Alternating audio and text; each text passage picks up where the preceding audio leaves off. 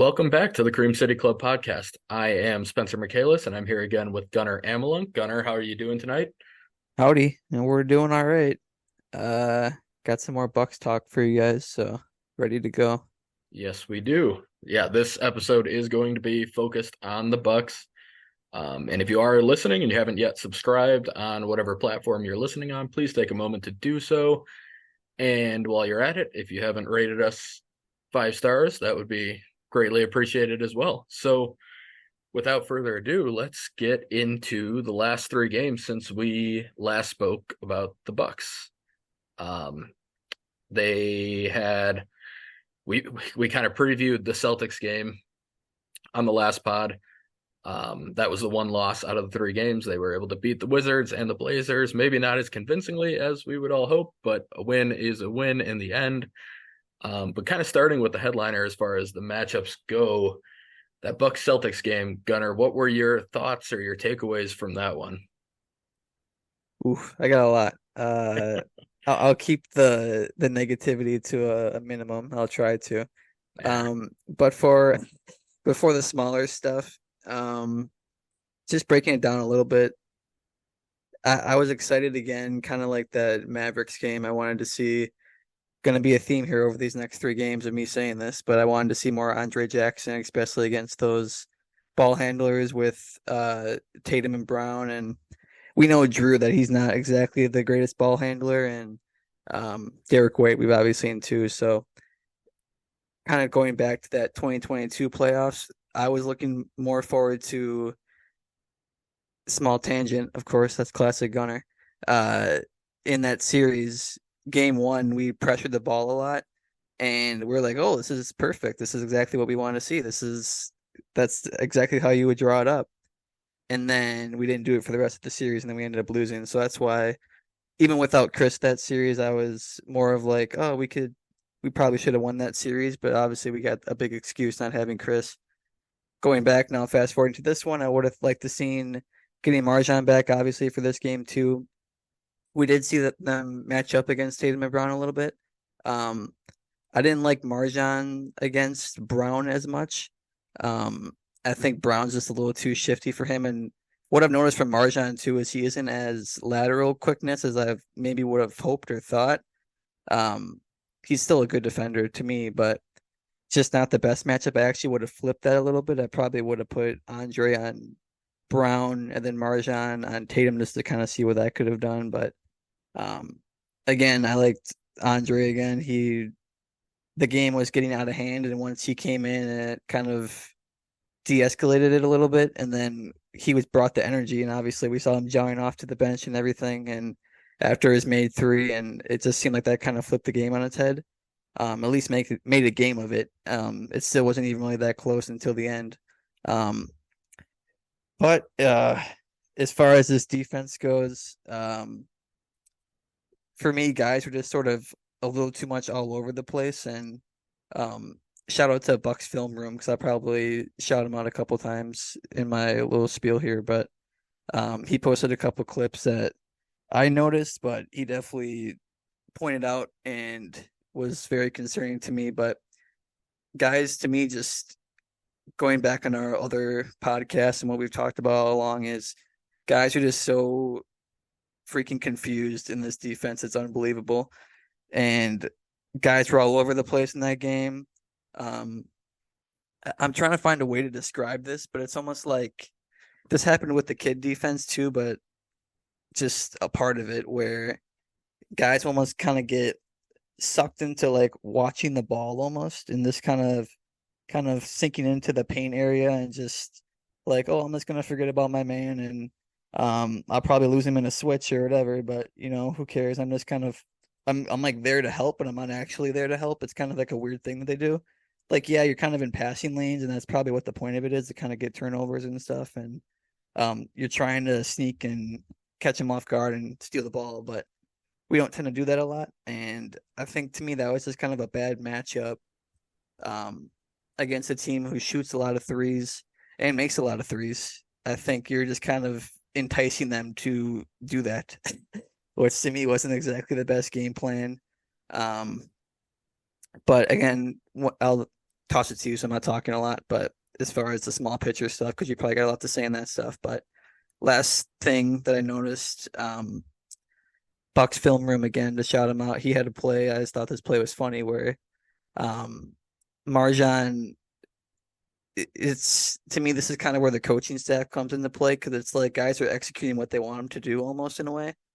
And Marjan was, it was a play where it was like a kind of like a low pick and roll, at kind of like by the elbow, and Marjan was like almost enticing Brown to get the ball with zero help, and then like around a pick, and then he gets the ball and just like drives it in for a layup or a dunk or whatever, and it's just like.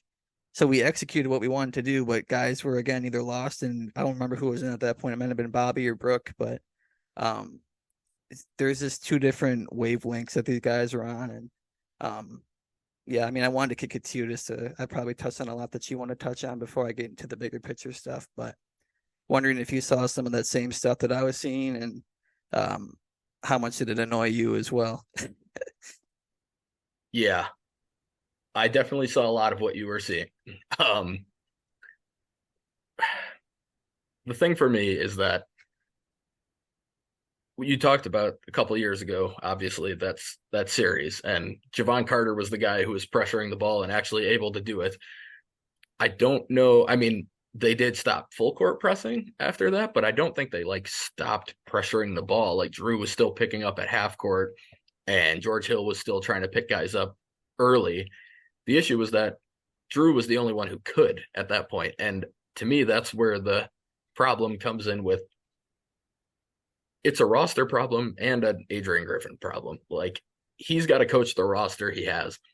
Having Bobby Portis guarding guys out at 35 feet doesn't make any sense. It doesn't make, I mean, he's dropped Brook back. It's okay to have Bobby like blitz on a pick and roll or do something like that. But if he's just straight up guarding somebody out there, he's not going to be able to handle it. And if somebody, especially a ball handler of some sort, like people like Bobby aren't going to be able to handle it. People like Marjan aren't going to be able to handle it. But if you tell Marjan to play in a, you're not sinking in and giving them 3-pointers, but you're maybe not picking them up as early and you're leaving less room on the floor for them to operate. So I just think in general, that game really highlighted how ball pressure is really, it can be really good. And coming from a team like the Raptors, when he had OG and Anunoby and he had, I mean, Siakam, he had just a ton of good on-ball defenders who could pressure. They were long, they were athletic, they could move laterally, they could guard out to half court, and it wasn't really an issue. And they could get their hands in passing lanes and yet still recover and still be able to contest the three. The Bucks don't have a roster built for that, and that showed a lot early in that Celtics game. They honestly, I mean, the Celtics stopped shooting at an insane rate like they were early on, and part of that was wide open shots. Some of that was that they were just super hot, and that does play into this sometimes. But I noticed a lot of the same things. I thought maybe the most disappointing thing for me was watching Marjan and Chris shading Jaylen Brown to his right still and letting him go right and almost forcing him right at times. Like, yes, you can't just give him baseline or give him an easy 1-2 dribble left hand because he can do that. He's capable of that. You make him put the ball down on the floor 3-4 times with his left hand. He's genuinely incapable of doing that, at least consistently. So stuff like that, where like that's a coaching thing. To me, I was hoping Bud wasn't good at it either. This is not just a knock on Griffin, but to me, I was hoping that type of like specific game plan by player would improve, and it didn't look like it did in that Celtics game at all. So I don't know. That game was frustrating. I actually thought the Bucks were the better team for 3 quarters, but they started or close to 3 quarters at least, but they started so Mm-hmm. bad that they didn't Well, really have a shot. Dame had that funny quote too after the game where he was, I think it was that game, maybe it was It another was. game, or yeah, and where he was like, uh, teams don't always start out fast or balls to the wall, but it's whatever. Like it's just we'll find our way. It's just like, well, you could start, you could go balls to the wall and actually get yourself a nice lead, and then you could do what they did, and you guys kind of get to coast a little bit. Um, and it's funny that it comes from Dame because sort of my bigger picture of that game was the classic Dame slow start that we saw and that we've been seeing all year. You look at the final box score, he probably had a solid game again because obviously he turned it up when it was Dame time. Um, and he also said that he wasn't really bothered by the guards as much, and that's kind of what I saw too. It wasn't like um, they weren't like really pressing him or anything either. They just kind of, He missed a lot of open shots early in yeah, the like game. it He didn't really got seem good like, looks. yeah, he wasn't bothered. And then Giannis, we found out that he was maybe sick in that game too. Um, he missed countless easy buckets that guarded by Drew, like you said. So that was a good call by you for the most part. And he was even getting by. I mean, Drew had a couple pokeaways for sure, which Giannis, that's classic. And against a guy like Drew, he can't hold on to the ball. So that's just a match made in heaven for everybody who doesn't want to watch that. But like I said, he was getting to the paint and actually getting good looks. He just literally missed them. Yeah. And I guess credit to classic Al Horford, I guess, too, making it semi-difficult. But I mean, those were shots that I expect Giannis to make. So we'll chalk that up as that he was actually sick. But I don't know. Hopefully. And then Chris, kind of the same thing as Dame, hit or missed so many easy shots that he classically makes. A lot of those like short floaters that he makes Yeah. or like the little middies that he kind of gets where no one in his face at all. And he missed a couple layups or at least one for sure that could have flipped the game, list got us in a different direction. But I guess if you look at it that way with all of the easy shots that we missed too, I mean, damn, he could have won by 10 if that was the case by the end of it. But Yeah. um, Brooke had a good night again too. Um, kind of call back again. That was like game 7 of that series where Brooke was actually doing good. And then we didn't go to him as much as I kind of thought we should. He was like 7 for 10, 8 for 10 at one point. It's like, well, Yep. let's just keep feeding him. He's the one guy who can actually make the shots, which we did the next game, which we'll talk about. But um, yeah, I mean, like I said, big picture for that one. It's at least we made a game of it by the end. And after these 3 games, we'll obviously break down why we do this to ourselves. So the first half versus the second half. But um, I guess like I'm encouraged by the end of that game and um, Dame. We it was funny seeing Dame versus Drew because that was literally why we got Dame at the end of that game. And Drew missed a couple big shots. It's a couple of shots. I understand that. Obviously, Drew's hit a lot of big shots for us. That was actually even in the playoffs. That's what he would do is hit big shots. Even if he had a bad shooting night, he would Two somehow for hit the big one. 17, but he was going to still shoot Yeah, that step back and he might hit it about he, 50% of the time for some reason. I love those memes where they're like he was shooting tour dates, but he was. And then he hit the big one. But Dame, like I said, we got him. That's why we got him for that time, and he was hitting a lot of big shots. So, um, yeah, I mean, big picture, like I said, it was encouraged by the end of it, and we know what happened in the next 2 games. So, I guess, Yeah. I guess we didn't correct very much. So, No. And you touched on Chris's struggles, especially early in that game. Knowing that he ended up leaving the next game with his injury, I am curious if that was already starting to bother him because he's not quick laterally in general, but he was not moving well in that Celtics game. I yeah, think you even texted me at one point and said, like, this is the worst Chris has been moving all year. And that's actually true. Yeah, yeah, and we didn't have a. We'll talk about the Wizards game. I guess we probably can slide into it, but yeah, there wasn't a play that they pointed to that said like, oh, like a replay, like here's where Chris did it. It was just he walked off the floor, and it yeah, was like, oh, he's hurt. yeah. So I guess yeah, we can just jump into that Wizards game now. So we'll start with Chris. So I think it was a minute and a half into the second half when he left. Yeah, it was like 2 minutes. Yeah, he left with Achilles tendonitis. Of course, me being a college athlete myself, I am very accustomed to looking at WebMD and freaking myself out over injuries. Um, so I did the same with Chris, and I looked it up, and I was like, "Oh, it says it's a likely 12-week absence for Achilles tendonitis." And then on Sunday, Adrian Griffin said that he was day to day, and he wasn't going to rule him out for playing Tuesday.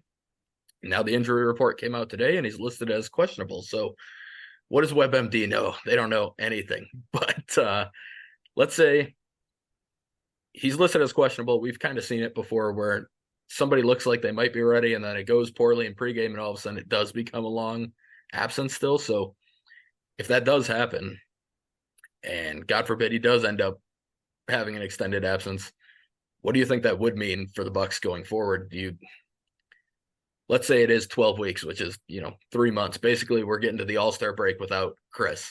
What does that mean and how hard would it be for the Bucks to maintain it like a decent spot in the standings without him?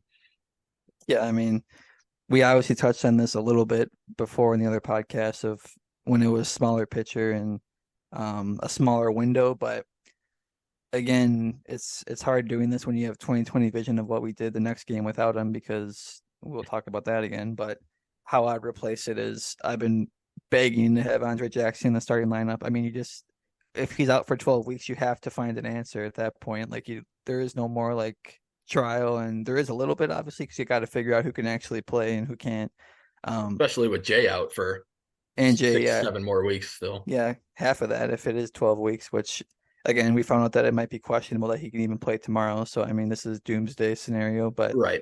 um, yeah, I mean, you just it's almost weird too because you have to find an answer quickly, but even though it's early in the season, um, weirdly enough, obviously out of the three-headed snake that we've got, I mean, if it's got to be one of them, you're okay, I Oh, guess, yeah. with Chris for sure. Obviously, I think you could still win a championship if more of a doomsday scenario. If Chris can't play this year, obviously, I hope he can. And he definitely will be able to, but we could manage it for sure. And similar to another topic that we had, I think we could get like a top four seed still for the next, 3 months if we had to, and we could manage it. It's just how encouraged I am if that could happen. I don't know because we just can't figure out rotations still yet. It seems like, and ripping a big piece like that out seems like that's even a bigger question because now you're even more searching to try to see who sticks and who doesn't stick. Um, but yeah, I mean that'd probably be more of Pat, and um, from what we've seen, obviously from Adrian, it's probably going to be more of Pat, and then um, unfortunately somehow more of campaign at shooting guard. Well, no, we'll see. Somehow, It'll be that and Beasley at small forward. We got to put all yeah, the all 6'3" three. and under guys on the court at once. But yeah, I agree with everything you said. I mean, it's the one of the three that you can definitely get by without him, but you'd certainly prefer not to have to do that. Um, I know a lot of people are, and honestly, I don't blame people at this point for being concerned in general with his health. I mean, this is starting to rack up Yeah, quite a few, and I get it. I hear you. It's not a good spot for him to be in right now, but I do think something super important to remember with Chris is that his game is not built on athleticism. And to me, those are the guys who can kind of fight through injuries or come back from injuries a lot better than the ones who their whole game relied on jumping higher than other people or being quicker than other people. And I think he's kind of always had an old man game, so it kind of works out yeah, even if he does lose a step. I mean, defensively, it could be a little bit bigger of an issue. He's never quick laterally, like we talked about, but if you really can't move laterally, then it becomes an issue. I think I'll be curious if he continues to get hurt. I wouldn't hate him being in like the older. I mean, Manu was always a six man, but like older Spurs Manu when he was not playing starter minutes off the bench, but just playing 20 to 25 most nights and maybe 30 yeah. on a good night. Like I could see him being really good in that role, especially with this roster. So I don't know. We'll see. We'll see what happens. Hope he could play tomorrow and all of this will not matter and it Yeah. won't be, it'll all be for naught. But um yeah, I guess we've touched on that enough. Let's talk a little bit. We'll talk about the Wizards and Blazers games kind of at the same time here because the theme was very similar throughout I both was of gonna them. say, yeah, I had a lot of the same notes. Yeah. So bad start against a bad team. Looked like they were just lacking energy on both ends. And obviously, part of it was just that shots weren't falling early on. Again, kind of like we talked about with that Celtics game where they were still getting decent. I'm not concerned about the offense. I think they're going to get a ton of open looks. And eventually, most of these are going to go in, not most, but at a reasonable rate, they're going to go in.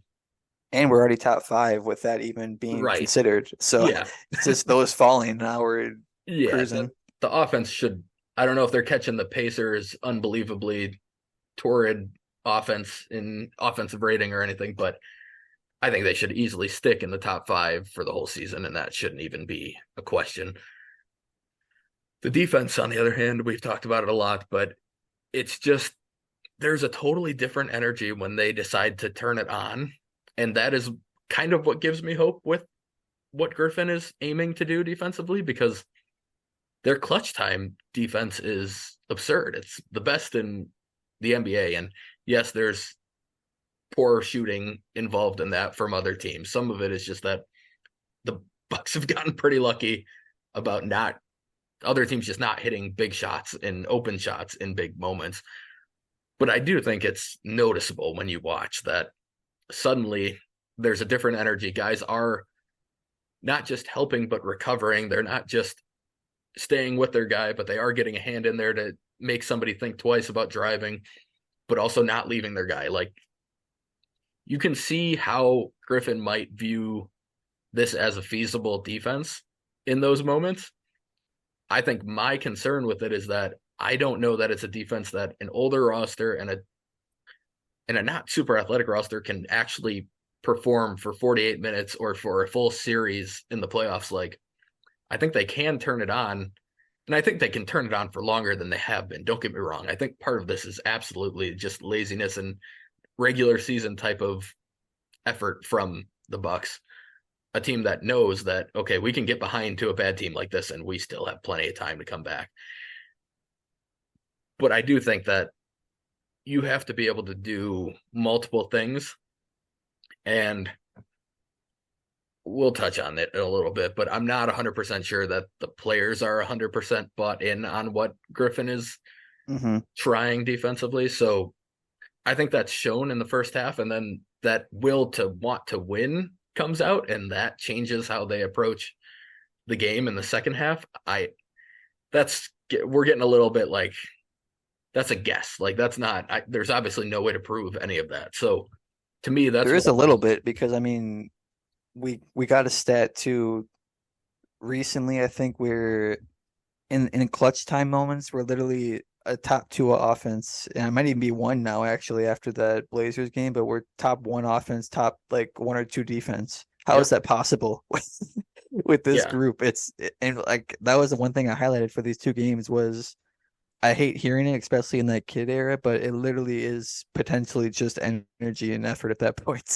Think of a flip when you literally in the biggest moment of the game, you can turn it on like that, and then you can just get smoked in transition during the game, and you can just act like you don't care, and not like you don't care, but that's what it seems like sometimes. And in that Wizards game, I found this stat too. It was 22 ties and 19 lead changes to the Washington Wizards. That is just unbelievable how you can just not flip a switch and obviously, I got to shout out Brooke for that game because if we didn't have Brooke Lopez, we'd easily lose that game. Not even Oh, close.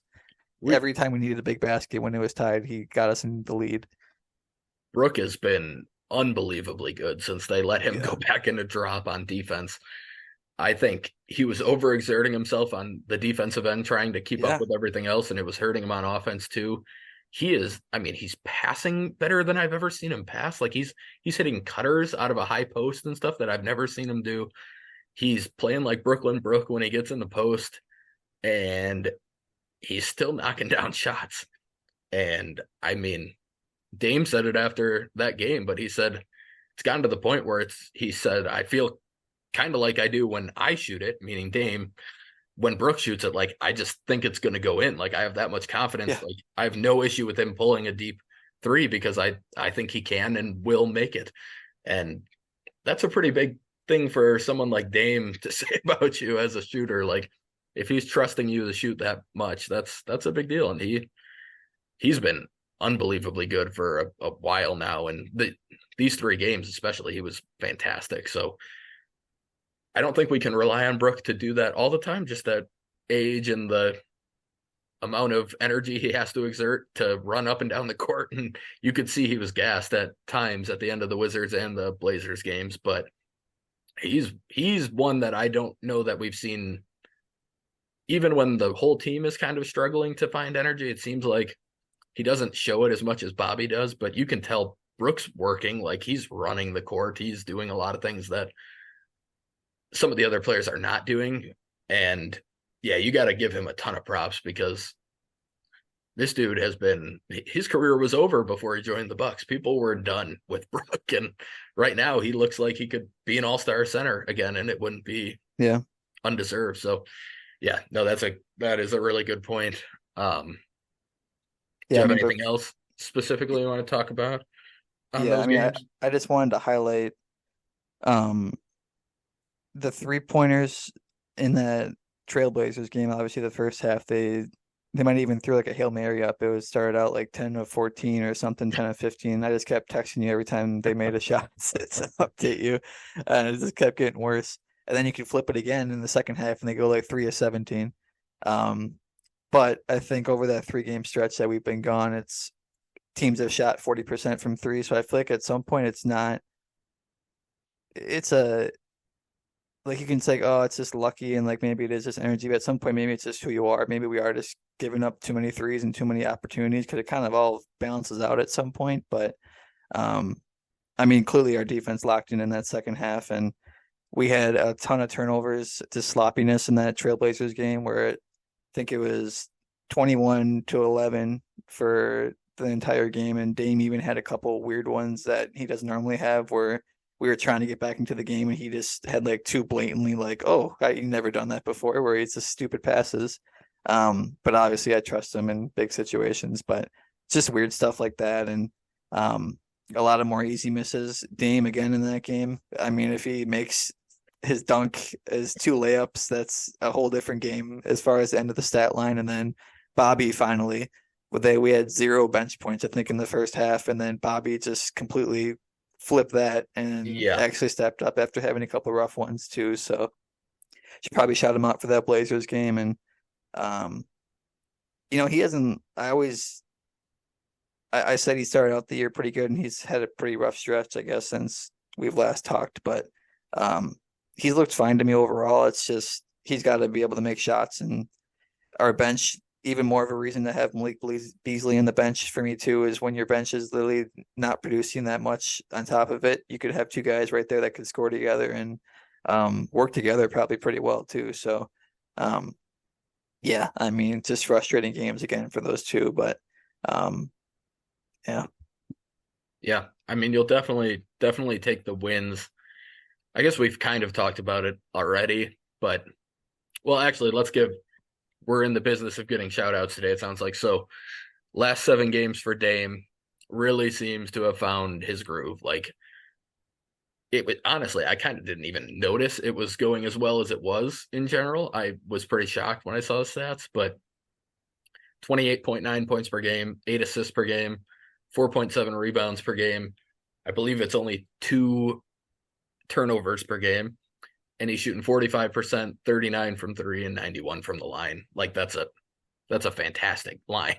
Yeah, It that's didn't what you really want. feel like he put up a 29, 8, and 5 stat line over that stretch, but he's starting to make threes. That's clear with the 39%. I still think, I mean, we're due at some point for him to have a 8, 9 3-point game where he's just knocking down everything like we've seen him do in the past. He hasn't really had a blow up yet. I don't think he's made more than maybe 6 in a game, 5 or 6.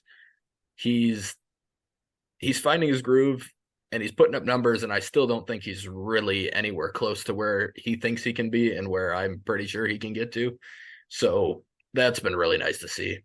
And end of the Blazers game, he had a couple of really nice defensive plays, including the taking a charge down the stretch, and he was all over a few passing lanes and poking the ball away a little bit at the end. He did the same in the Celtics game too. He's the one who honestly has been able to, you can tell when he kind of flips a switch defensively and all of a sudden he's trying, and he's one I would prefer to start seeing that happen a little bit more often and at least a little earlier. But we'll touch on all of that in a second. But yeah, it has been really good to see him get going. And I don't know if you've got any thoughts on his little run here.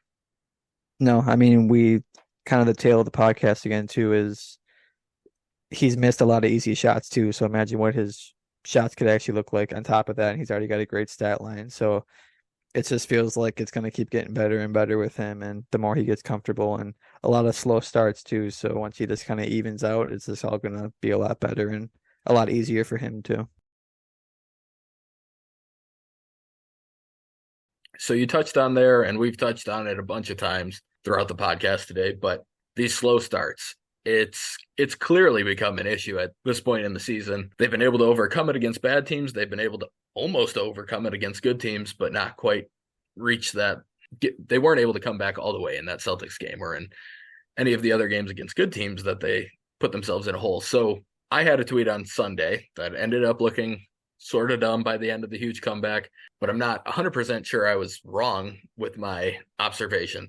And I said, I don't really, whether you believe in what Griffin's ideologies are or not, it would be hard for me to believe that people are watching this Bucks team and thinking to themselves that the players are bought into what Griffin is selling them as his vision. And obviously, when they make a 26-point comeback and end up winning the game and clearly brought a lot more energy in the second half, it did look like, okay, maybe is that what buying in is did they just buy in now?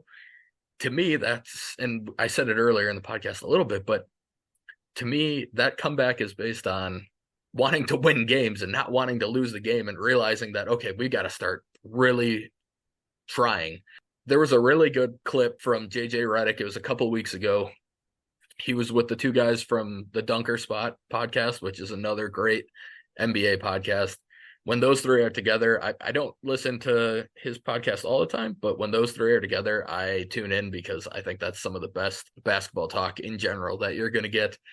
And I can't remember who asked JJ, but they said, how important is buy-in to a team? And it was in reference to the Bucks. And this was right after the first Raptors game when they got blown out. So take that with a grain of salt in terms of like what the timing of this was. But Redick basically said he thinks it's 75-80% of the entire thing. He said if they don't, players are not dumb, and players understand what they're capable of, and for the most part, they understand what their teammates and their team are capable of.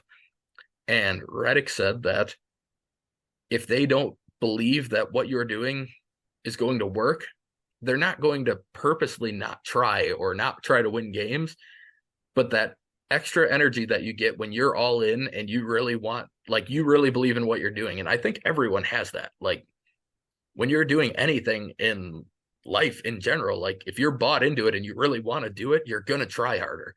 And that doesn't mean you're not going to try at all in stuff that you're not excited to do or things you don't want to do. Like, but you get an extra bit of juice when you're bought into what you're doing and what is being sold to you. And to me, that's what's lacking right now. I don't see it from the team. I don't see the first half stuff is why I'm so concerned about that. And when you're putting yourself in big holes and you're really not finding that energy until you're in such a big hole that you have to have that or you're going to be put away immediately, that to me isn't buy-in. That's just, again, that's almost a panicked, like, okay, we got to figure it out now and go win this game. And I get it. If I were in that spot, I was always a player in my sports that even if I wasn't the most talented, I was going to play very hard no matter what. But if I didn't believe in what was happening on the field, there's definitely a feeling of like, why am I trying this hard? Like, why am I going to put in all this work if I don't think it's in the end going to work? And that's kind of what I've been seeing so far. And that doesn't mean it can't change. And that doesn't mean that it's fully on Adrian Griffin to get that buy-in. Players have to find a way to at least be somewhat bought in, or at least fake being bought in a little bit. Everyone does that, again, in everyday life. So to me, that's where it's at. I don't mean it as a huge knock on Griffin. And I think some people think that myself or other people who are tweeting about Griffin are, I don't care about the 12-5 record. I love that we're 12-5. It's cool that they're winning games while they're struggling. Like, that is not a bad thing for sure. But I still think it's fair to be concerned about stuff and not to be, oh, it's all sunshine and roses because we're winning these games. Like, we're beating the Blazers after needing a 26-point comeback. That's not a good thing. The Wizards, in a back and forth affair with no reason for it to be as close as it was, but it stayed that close the whole time. And you have a chance to beat a Celtics team, and you start so poorly that you just can't dig out of it. And I'm rambling now, but I'll let you get your thoughts in a second here, Gunner. But I just think that it's not meant as like a huge knock on Griffin or like I hate Adrian Griffin. I hated Jason Kidd. I do not hate Adrian Griffin, but I have concerns, and I feel like it's fair to have those concerns. And I feel like most of what people are pointing out as concerns are reasonable. I think some people probably take it a step too far with some things, but for the most part, what I've seen when people get upset about a Bucks fan saying like, "This is kind of concerning. We need to worry about this," and this can't continue all year.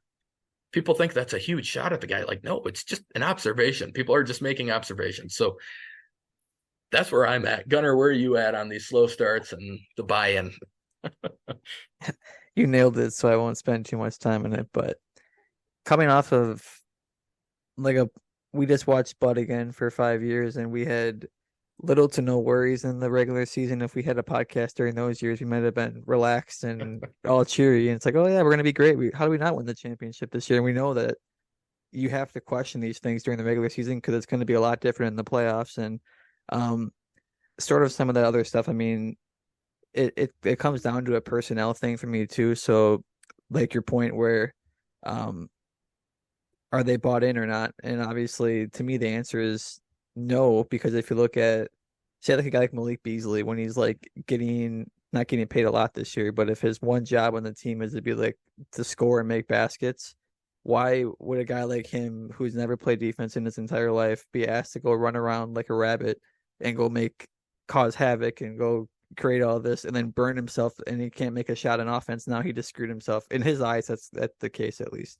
Um, there's a world where this defense works out really good for some other team that has a good personnel, and then we could be sitting here saying, "Oh yeah, that's they're all bought in and it works great because they all can do that." Like if you again, if Andre Jackson, if he can play all the time and he's got foul problems and everything else, so he's got other stuff to worry about. But I think if you had five guys in the floor who were bought into that they can do that and they can actually play that way, yes, then they're bought into it.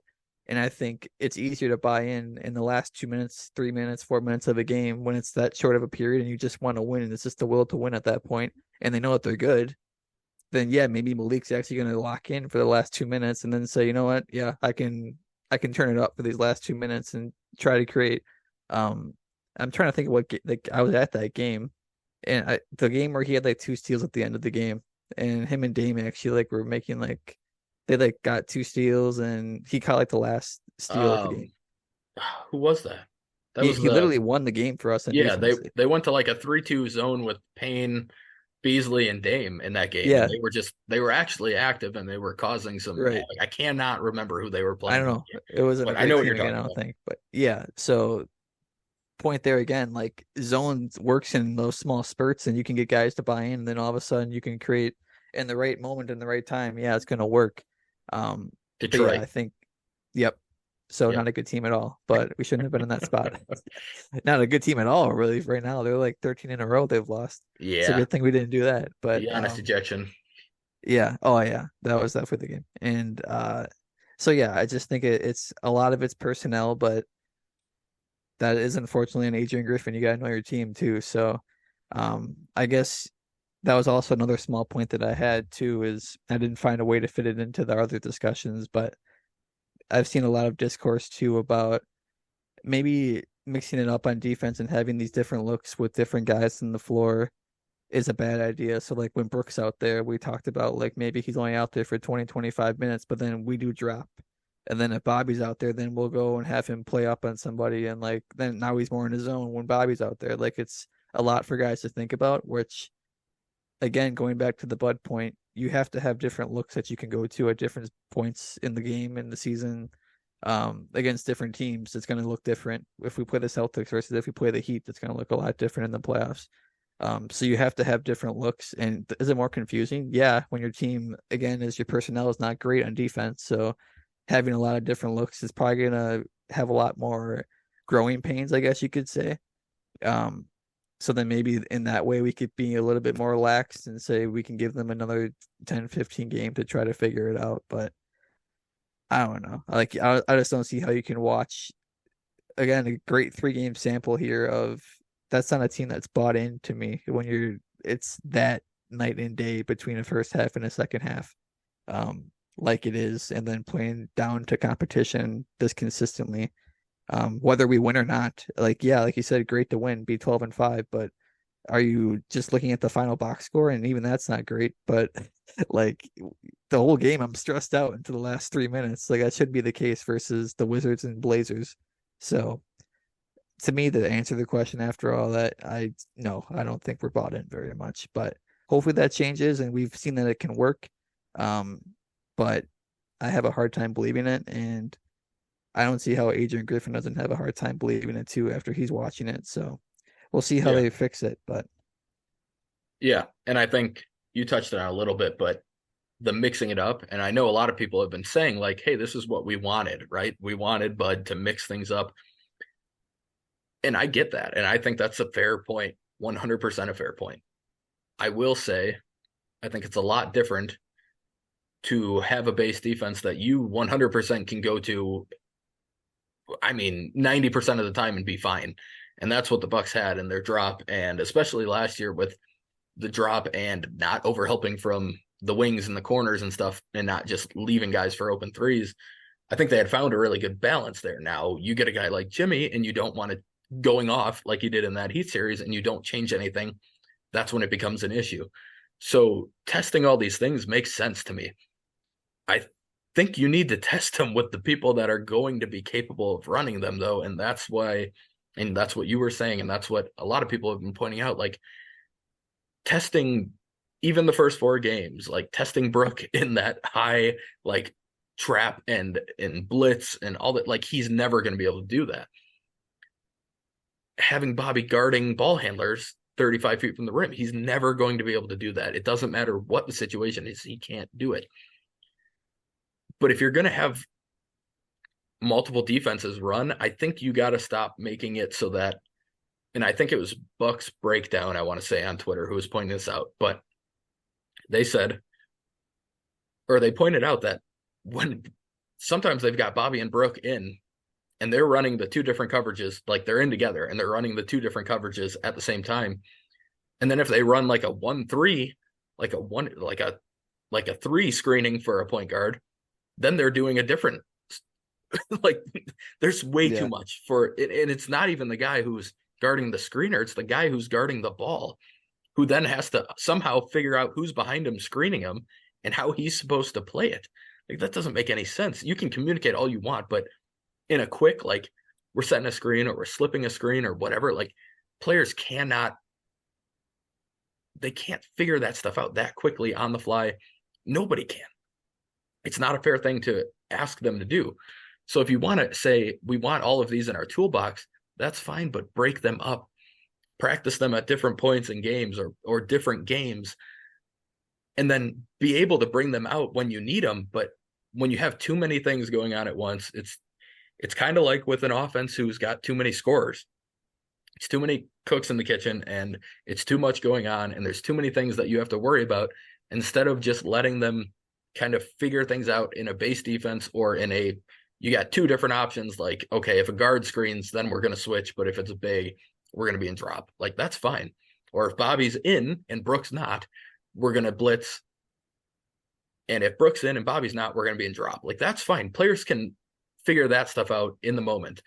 But if you're asking them to do all 3 of those things at once, I don't think players can figure that out. And I think that's when players get frustrated. And now, why are you buying into something that you're getting frustrated about and you're not, you have a hard time believing in it yourself or just figuring it out on the fly. So yeah, I think there's plenty of reason. I get most of the people who are saying like he deserves time. And I get a lot of the arguments that are made in his favor. Like there's reason behind what he's doing. And I get that 100%. But I also think there's plenty of reason why people who are saying like, hey, this doesn't really make sense. Even if it's fine to test things, it doesn't make sense no matter what. So why are we testing something that'll never work? I think that's a pretty reasonable stance to have too. So we did get a question on Twitter from Alex Tomter, one of my good buddies who definitely is not listening to this, but I'm going to answer it anyway. He asked, Do you ever find yourselves cheering for your opinion or a past tweet or a blog or whatever to be correct over cheering for your team to actually win or be better?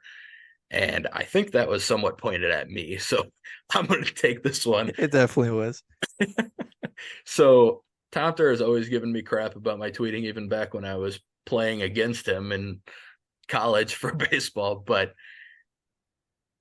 I'll say this: when I tweet something, I promise you, I am not just throwing out my random thoughts and opinions at you guys. Gunner gets those in texts. I I don't put them out in the public sphere on Twitter.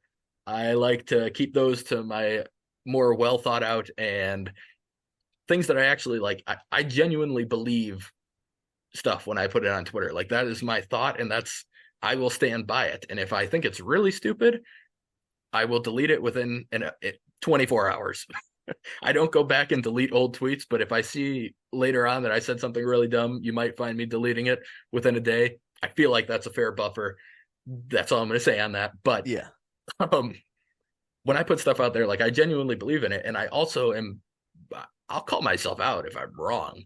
Um, in 2021, I 100% did not believe that the Bucks could win the finals with Bud as their coach at midseason. I didn't. And when they won, I Mid apologized to playoffs. him.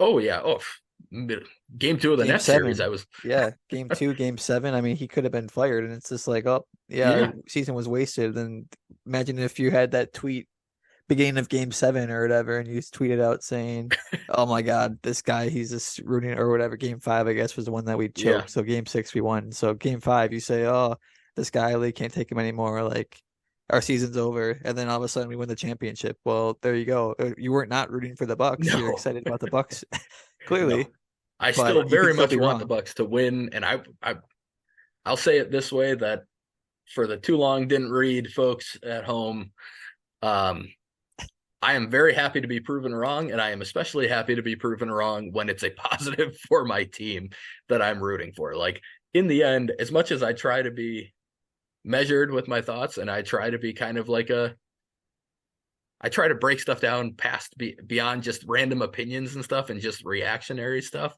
I am a fan and I want my teams to win beyond anything else. So since that was mostly pointed at me, I figured I'd throw that one. But Gunnar, do you have any thoughts on that type of stuff? You kind of threw in a couple of No. yours, but Yeah, I mean, we'll always root for the team over our opinions. I mean, if, like I said, Adrian Griffin, he could turn it around tomorrow, and then all of a sudden we go on this huge hot streak. We're not yeah, going to say we were wrong for this time that we were not ripping him, but we had questions about what he was doing. No, he corrected it, so now we're happy and we can move on, and then we whatever complain I about the will next thing. happily sing his praises at the end of this year if everything looks great when we get to the playoffs and we're winning games and Right. they go on a run. Like I'll love Adrian Griffin forever. And I was at If he that gets me another Blazers ring. game. Yeah, I was at that Blazers game. I wanted to throw up about a quarter and a half or a half and a quarter and a half into the game. But was I still screaming that we were winning and coming back? Yeah, I was Yeah, excited and like I can still have two things at once. So um yeah, I mean that's my only thought is obviously we're going to root for the team over whatever our opinion is. I'm not yeah, That's never above what I'm rooting for. I'm always no, excited when the Bucks win. We're no, rooting for the Bucks to win against the Wizards when it's neck and neck, but we're internally sweating like what the hell's going on. But yeah. yeah, no. I mean, there is an element everybody wants to be right about stuff that they say. There's everybody does in everything. Like, why Well, I'm wouldn't always you? right. I never said that, but that's the problem too, is when you're always right, you just how can I ever look back if I'm always right and you're always right too? So Yeah, yeah, that's a great point. We are always right, and we have never been wrong. So I don't even get the point of the question in general. But no, it's. I think there are people out there who are like that. So I think it's a fair question. I think some people oh would. for sure. There are people who would much rather be proven. I think it's Brewer fans are a pretty good example of this at times where they would much. I think they would rather see the Brewers miss the playoffs instead of making it because they said Just before the over season Keston that they didn't here. spend money and oh yeah, there are Brewer fans who absolutely would love for Keston Hiura to destroy the Brewers moving forward just to prove a point. But yeah, I that's my answer to it. I actually do think it's a good question. I'm not knocking Tomter at all. I think it's a very legitimate Yeah, no. question, but that's where we both stand on it. So moving on to what's coming up for the Bucks. The big one is, well, it'll be tomorrow after this releases. So no, it'll be the same day this releases. It'll Yeah, be so Tuesday, tonight. the Miami Heat game. So I kind of want to, we haven't somehow touched on this at all in the other Bucks episodes, but this is an in-season tournament game. If the Bucks win, I believe they clinch their pool at Yeah. 4-0. I think we And can lose too, and but it'll be close with like our we got a lot of points back with that Hornets game, so yep, it'll just come down to point differential. But there's a way that we can lose and still make it, but you win and you're in for sure. yep. And I guess how are you feeling about the in-season tournament? Do you care as a fan if the Bucks go on a run and win it, or is it just kind of a secondary thing where it just feels like a regular season game and you're not really Hmm. paying attention to it? I think it's a little bit of both. Like as just like a fan, I just kind of view it as a regular season game. Like if we lose tomorrow, I'll be normally sad as I normally am. I'm not gonna be like, oh, we missed out on the in-season cup. Why did we lose? We should have played everybody 48 minutes. What were we doing? Um, but as far as the league goes, I mean, they're getting I think the ratings are actually up for these games, I heard. So they're getting what they want, and I just think it's no harm, no foul, in my opinion. Like, okay, like guys, worst case they play harder, worst case or best case they play harder, worst case is it's just they view it as a regular season game and life goes on like it normally did. But it'll be weird if say the Bucks do win it, is what I'm thinking about, and then I know we're gonna get memed to heck on Twitter or whatever. Like whoever wins, this is gonna be a joke. So, um, in a way, I mean, I'll actually be surprised to see if people actually do kind of celebrate it and it'll probably have to be a team like the Pacers, I think, if they win it, or some like smaller market team who hasn't had a lot of success and they win it. I could see people actually being excited for that. But if it's like the Bucks or the Celtics, and then you don't make it to the playoffs, or we'll make it to the playoffs, but you don't make it far in the playoffs, it'll Yeah. be a joke then, like, hey, you got your championship or whatever. But yeah, to me, it's just like no harm, no foul. But what are you thinking about it? Yeah, I guess keeping with the theme of sort of admitting when I'm wrong, I was kind of against the tournament, and at this point in the season, I'm a fan of it. I think they did a really good job with it.